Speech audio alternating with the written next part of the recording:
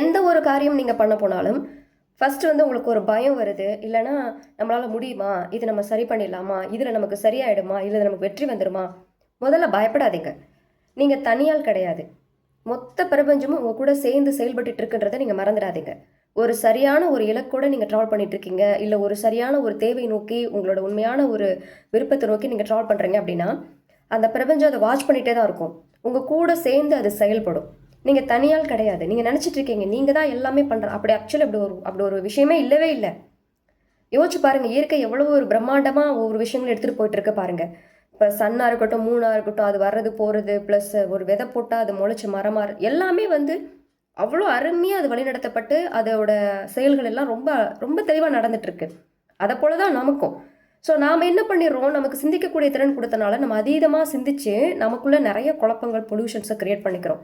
இயற்கையோட இசைவான ஒரு வாழ்க்கை, ஒரு முழுவதுமான ஒரு நம்பிக்கை, நமக்கு மேலே இருக்க ஒரு சுப்ரீம் பவரோட ஒரு ஒரு சரியான ஒரு கனெக்ஷனோடு இருக்கும்போது நமக்கு எந்த விதமான பாதிப்பும் வராதுங்க. நீங்கள் எடுத்து வைக்கக்கூடிய அந்த முயற்சி வந்து கரெக்டாக தான் இருக்கும். உங்ககிட்ட ஒரு வாய்ப்பு வருதுன்னா கண்டிப்பாக அது மூலமாக உங்களுக்கு ஒரு தீர்வு கிடைக்க போகுது, எதர் ஒரு வெற்றி கிடைக்க போகுது, இல்லை ஒரு நல்ல ஒரு பாத் கிரியேட் ஆக போகுதுன்றதுல வந்து 100% அதில் வந்து மாற்றுக்கிறதே கிடையாது. நம்மளோட எண்ணங்கள் நம்மளை பொலிட் பண்ணியிருக்கோம். ஒரு கட்டத்தில் அதை சார்ட் அவுட் பண்ணுறதுக்காக இயற்கையே நம்மக்கிட்ட சில வாய்ப்புகளை கொடுக்கும். அந்த லைக் அந்த சுப்ரீம் பவர், நம்ம காடுன்னு சொல்கிறோம்ல, ஒவ்வொருத்தரும் ஒரு மாதிரி ஒரு டிவோஷனல் விஷயத்தை நம்ம ட்ரஸ்ட் பண்ணியிருப்போம் இல்லையா, அந்த எனர்ஜி வந்து நமக்கு ஒரு வாய்ப்பை கொடுக்கும். அதை வந்து நம்ம கரெக்டாக பயன்படுத்தி வெளியே வரணும், அவ்வளோதான். அந்த வேலை மட்டும் நீங்கள் கரெக்டாக பண்ணால் போதும். எப்போவுமே நீங்கள் தனியாக ஏதோ பண்ணுறதா நீங்கள் நினைக்கவே நினைக்காதுங்க. ஏதோ ஒரு விஷயம் நடந்தால் கூட இது நான் தான் பண்ணிட்டேன்னு ரொம்ப ப்ரௌட் எடுத்துக்காதீங்க. இந்த செகண்ட் வரைக்கும் எனக்கு அந்த தாட் இல்லவே இல்லைங்க. இது வரைக்கும் அரௌண்ட் ஒரு 8,000 பீப்புள் நம்மளை கிராஸ் பண்ணி மோர் தென் நிறைய நாள் இதவே நான் சொல்லிட்டு இருக்கேன். ரொம்ப அதுக்கப்புறம் நிறைய டேட்டாஸ் வந்துருச்சு. ஆனால் வந்து இந்த செகண்ட் வரைக்கும் இதை நான் தான் பண்ணேன் அப்படின்ற எனக்கு உணர்வு எப்போவுமே இருந்தது கிடையாது.